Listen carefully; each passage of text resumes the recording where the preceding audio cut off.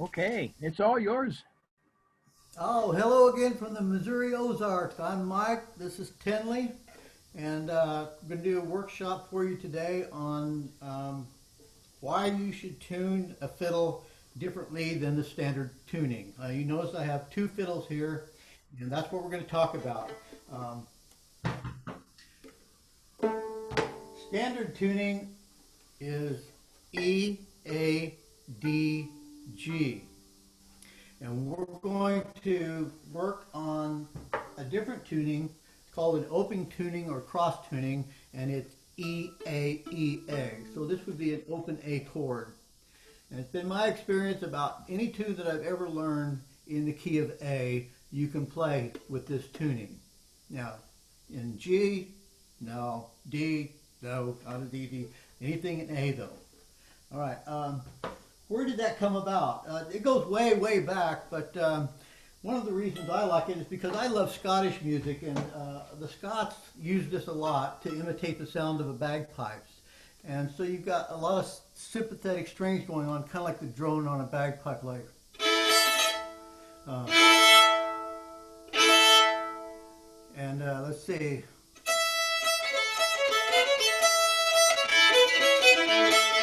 So you get this rocking back and forth in between the beats and really add a lot to it. And we're going to talk a little bit more about that.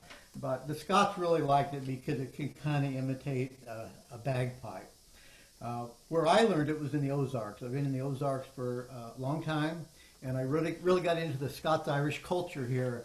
And the Scots-Irish were the first people that inhabited the Ozarks right after the Civil War. They came from the mountains of the east, the Appalachians, Kentucky, North Carolina, that area, and they brought their traditions with them into the Ozarks.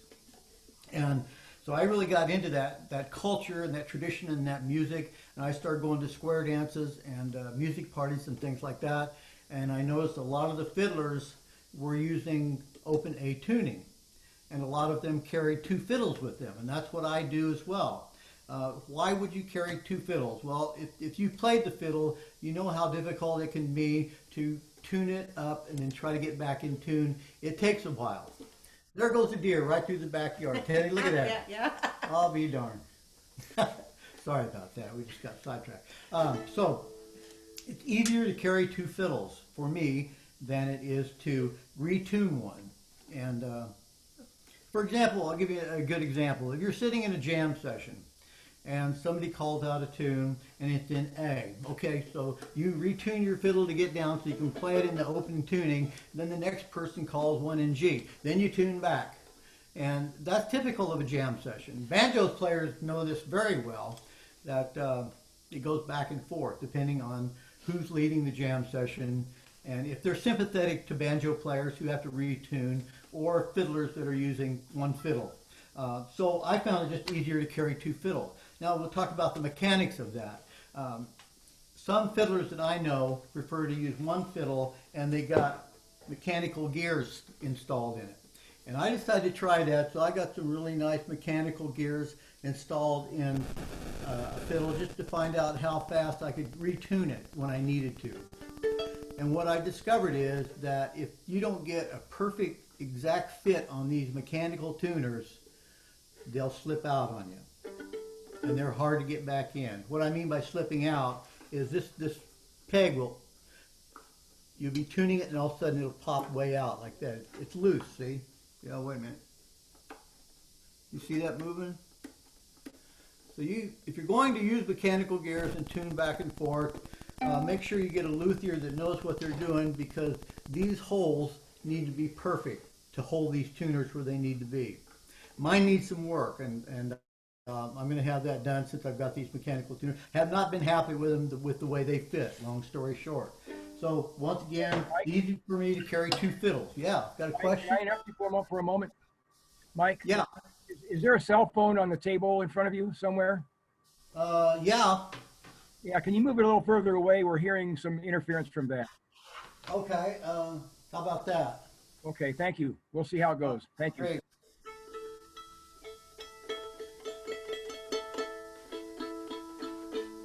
So we also play at a lot of Irish jam sessions, and we found that a lot of times they will play melodies that are in different keys, or medleys that are in different keys. They'll start in G and go to D and then maybe A. And so it's more difficult to have one fiddle. It's just easier sometimes to pick one up. If they go from the key of G, you play one fiddle and then pick up the other one, whereas you'd have to retune if you wanted to redo that. Now, I should say at this point also that you can play everything on a standard fiddle that you can play on a cross-tuned fiddle. All right, there's no doubt about that. What I found out is that it's easier to play tunes on a cross-tuned fiddle because the two hardest notes on a fiddle for me to play are a G sharp and a C sharp on the lower strings, and that would be on the D string, the G sharp, and then a C sharp. Those are just difficult notes to play on a regular tuned fiddle. On a cross tuned fiddle, it's much easier. And you got all these sympathetic notes going on that complement one another. So you can play 3 strings at once. And the way I do that, I use a really flattened bridge. And so that allows me to lay my bow on there. And right now, with a little pressure, I'm resting on 3 strings rather than 2. If my bridge was more round, I would not be able to do that. So if you can hear that, that's you got 3 different tones going on there. And I think that's pretty cool. And I came from, my learning was from a dance tradition. And so a lot of the fiddlers in the Ozarks played dances, and back in the day before there was electricity, that's what people did. They would have square dances. They worked hard back in these mountains, and they played hard.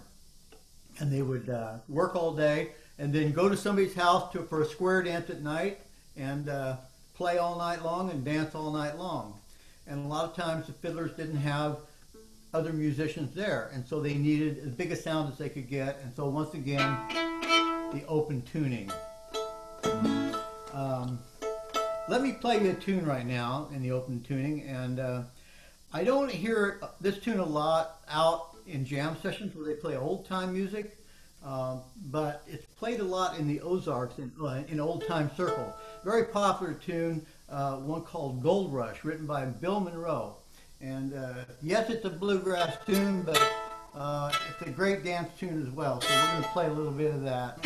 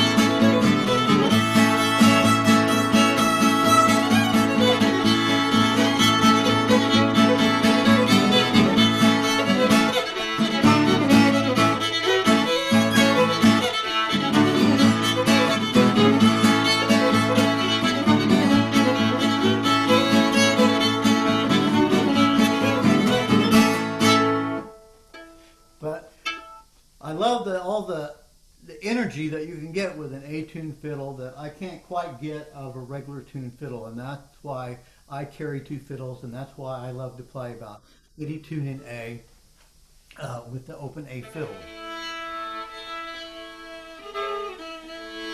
Let me play a little bit of that second part of that. I'm not going to really teach this tune to you today. What I will do is I'll record this as a teaching lesson on YouTube. And you can go to our YouTube channel. What is that, Tammy? It's just shortleafband.com. Shortleafband.com. Shortleaf bands, like the pine tree. Shortleaf, and we have a YouTube channel. I'll post this and teach it on there. But just stuff like.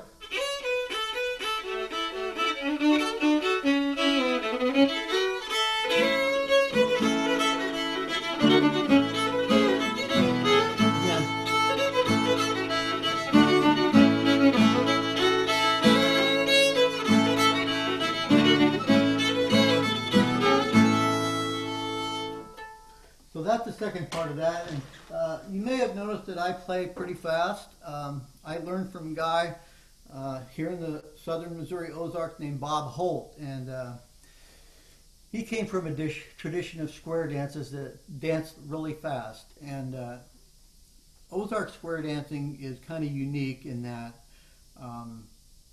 they don't walk between the steps like a do-si-do or swing your partner. They're not walking between those moves. They're clogging. And so you hear this beat on the floor as you're playing. And it's great. And they wear taps and they dance really fast. They like to move fast. So a lot of these are played at 132 to 144 beats a minute. Guitar players tend to hate it. You know, it's hard work. It really is. I'll tell you a story here real quick. I've got a little time, so I'll tell you a story. When I first started going to a square dance, I was playing guitar. And a guy named Jimmy Falcon from over at Plato, Missouri, he was a fiddler. Rough old guy. And I played my first square dance, and it went on for about 15 minutes. And my hand was cramping really bad. And I thought, man, I don't know if I like this or not.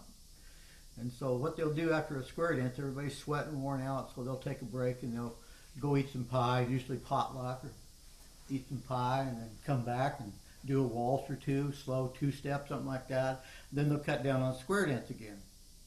So we're getting ready to go, and Jimmy rolls up a cigarette, sticks it in his mouth, and lights it, and cuts down. I'm pretty sure it was Sugar in the Gourd was the tune.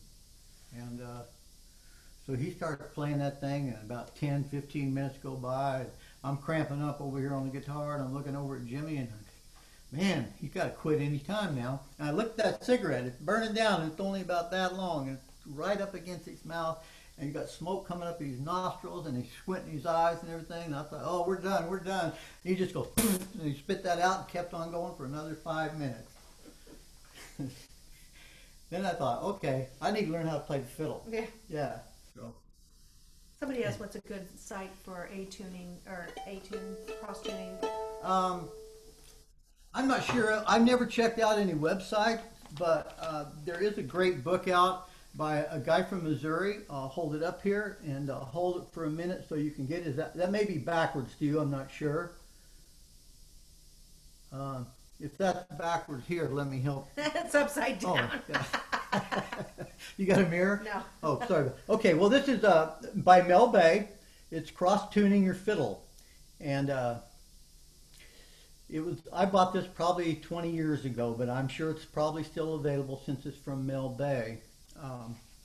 And it has several different tunings in here. Here's one called Wolves of Helen. That's one I learned from Bob Holt. And talks a lot about Bob Holt, and there's several of his in here. And it's just a good book, and it gives you the history of it and why the pros and cons, like I'm doing here today, why you should not. Okay. You want to do the first couple of phrases of that tune? Which one? Teach it, Tomahawk? Well, we could do Wolves of Helen. That's in there too. Oh, okay. No, I thought you were going to teach it. I was wondering if you wanted to do that. Okay, never mind. About the box. Oh, the box. Well, okay, yeah. As far as the simplicity of playing A-tunes, my teacher told me some things that are typical to the Ozarks. One is the dancers don't care how many notes you play. I mean, if you're playing with other fiddlers and you don't play it quite right, you may hear about it. But if you're playing for a dance, your objective is not to play a bunch of notes. Your objective is to goose those dancers and keep them excited. And that's what you do with the fiddle. And in order to do that, you concentrate more on rhythms and bowings, more so than you would on notes. And Ozark fiddling in general is different than North Missouri fiddling, which those were different people that settled North Missouri. And they're more notey. They're more of a German influence. And so the Ozarks, my fiddle teacher told me, if you need to take notes out, you got to give the dancers a place to put their foot. So when I play something like Gold Rush or something like that, it may not have all the notes in it, but it has the important ones, and that's the main thing for dancers. And Bob Holt also told me one time that if the dancers don't invite you back, then you ain't a fiddler. And it doesn't matter how good you think you are. If the dancers don't want you to come back, then you need to go back and learn some more, I guess, or play more dances. But that is true. That's the way it is. The dancers rule. And with that, I'm going to show you what I was telling one time about the box. So you have E, A, E, A. Here we go. E, A, E, A, E, A. Okay? Now the box I talk about is something like, we'll play a scale. Starting on the A string here, the second string.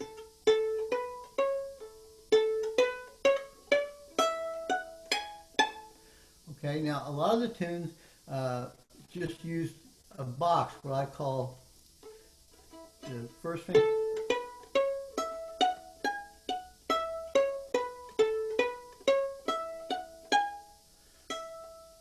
And the same here, these are the same notes.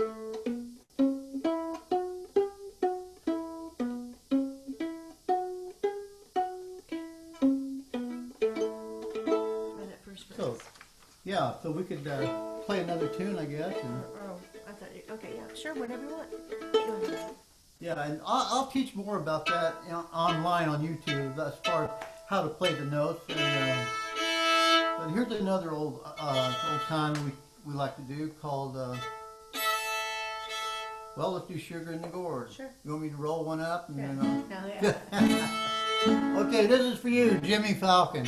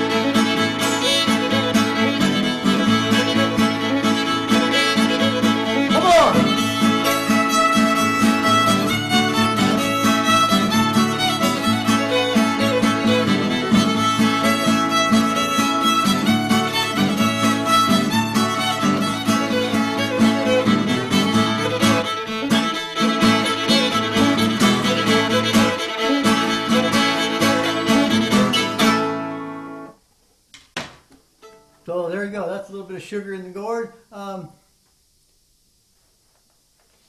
Let's see. I'm trying to look at some questions No, here. there are none. You're okay. Okay. I've been watching. All right. You're watching the Yeah, questions. yeah. Okay. Great. Great. Well, thank you very much. You're welcome. Other tunes. Well, let's just play a few more just to give them an idea Sure. of what we're doing Sure. here.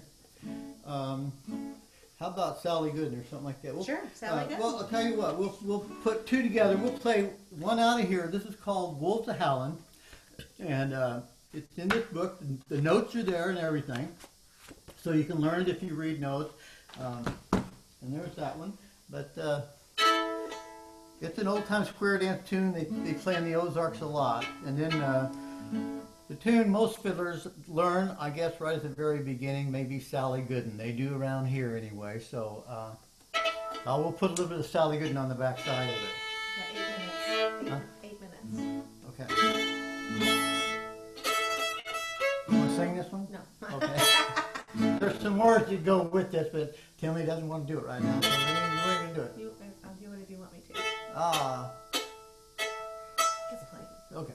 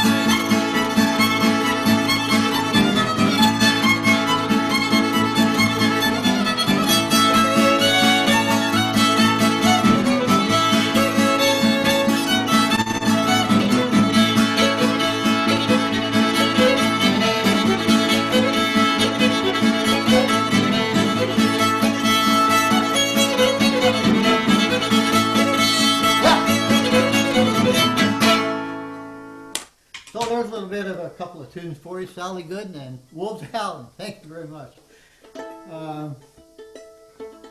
Gosh darn, I don't know what to say. What do you think? Should I show them a little bit of Wolves Howling, how to play that? Sure. All right. 5 minutes. You I can was do talking that. about the box or the fingers, and so I'll get a close-up here of this, and we've got just a few minutes, and so I'll start on this E string.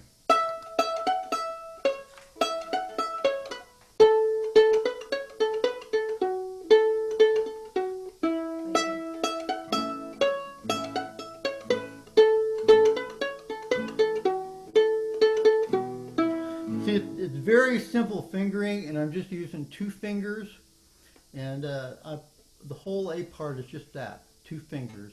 And this also allows you to play really fast. If you don't have to worry about the mechanics of your fingers, for you fiddlers out there, you know there are so many other things going on. You know, you've got your intonation, you've got your bowing, you've got your tempo, you've got all these things going through your mind, you're worrying about, and if you can relax any of those to the point where you don't have to worry about it, then that makes the others easier. So I'm not worried about playing 2 fingers and having it come out right. So I can concentrate more on my bowing. So here we go again.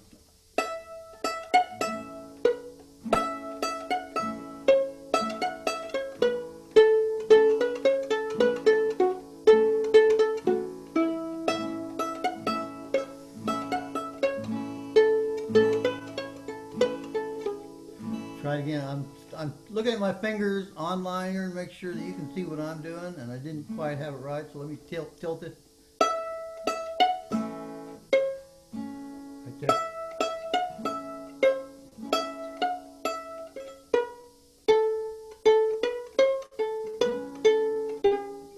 Oops.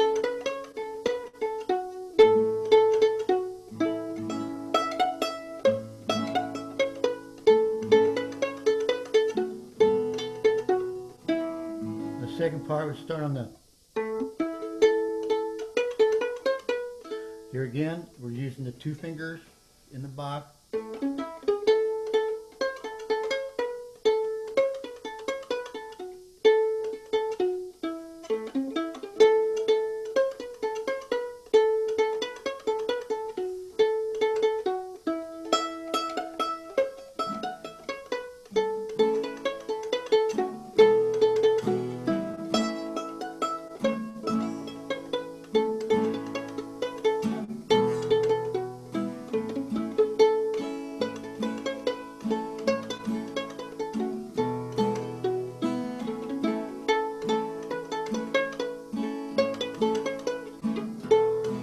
Something like that. Let's play it again fast and see if we can get ideas.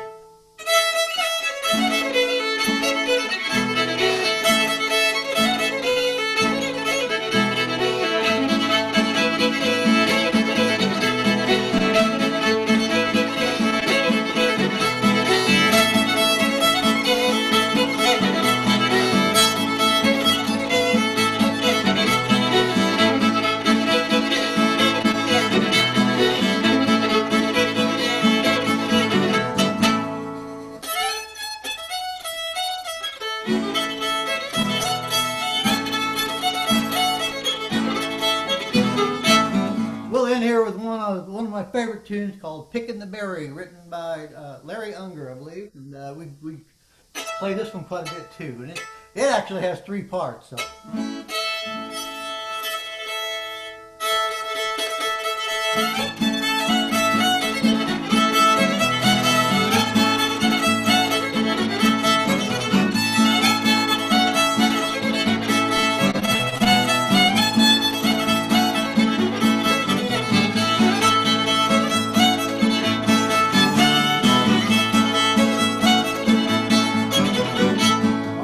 Say something right there. Sorry about that. There's a part right there, that B part. Really, this is not the way it was written, but it really gooses this tune when I play it. So the B part.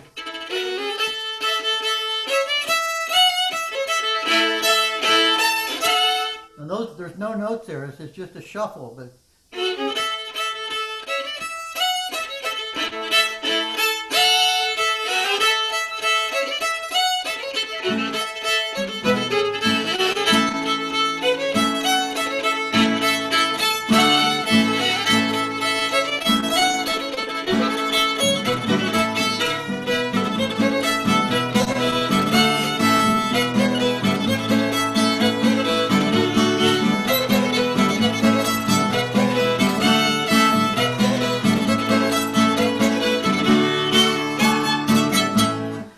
We got a few seconds left, so I figured I'd quit. And thank you all very much. And we would like to thank the folks there in Albuquerque that put all this together.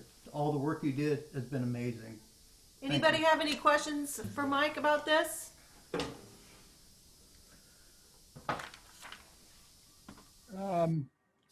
Someone is asking, is this box a specific tune? Can you see that? Is the box, the box you were explaining, is that a specific tune? No, it's general. It's general. Yeah, you'll find when you get into this that you use that a lot. Yeah, you don't the ring finger sometimes, but not a lot. Okay. All right. Okay. Well, thank you, Mike and Chanley. Thank you. Sure appreciate it. Thank you. Had a great time. That half hour goes by quite quickly, doesn't it? Yes. Yeah. Wow. Wow. Hey, thanks everybody for tuning in on Yeah. the workshop.